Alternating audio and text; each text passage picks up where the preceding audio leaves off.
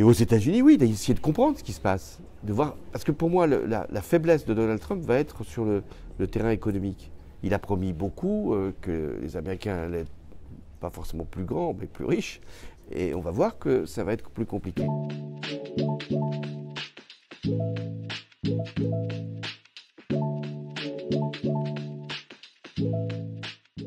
Je vais regarder le désordre avec eux, il est là. Mais je vais leur dire qu'il y a des réponses que l'Europe peut produire et que la France aussi peut organiser.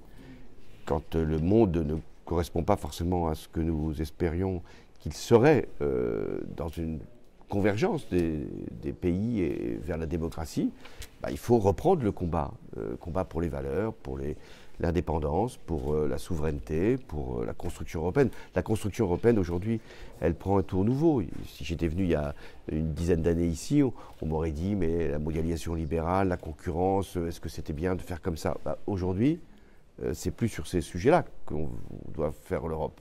C'est sur les moyens pour elle d'assurer une autonomie si elle doit rester dans l'Alliance Atlantique, en tout cas si Donald Trump, lui, veut y rester, et puis une indépendance aussi industrielle, agricole, de manière à ce que nous puissions résister au protectionnisme. Parce que ce qui est à l'œuvre aujourd'hui, avec Donald Trump, et ça ne va pas être qu'avec Donald Trump, c'est une montée du protectionnisme.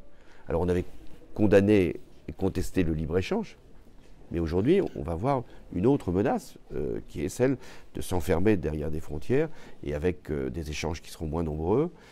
Il faut que l'Europe, qui est sur un large espace, arrive justement à permettre l'échange tout en ayant l'autonomie.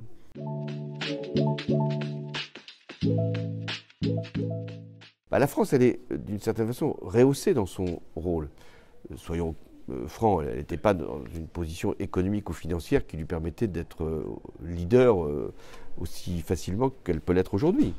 Pourquoi? Parce que la France, elle dispose, par son histoire, par ses capacités militaires, par la force de dissuasion, par son statut de membre permanent du Conseil de sécurité, elle dispose d'une place et d'un rôle qu'aucun autre pays dans l'Europe à 27, peut-être avec le Royaume-Uni en équivalence, mais aucun autre pays peut avoir pour chercher à être, non pas leader, mais à être moteur de ce que doit être la défense européenne.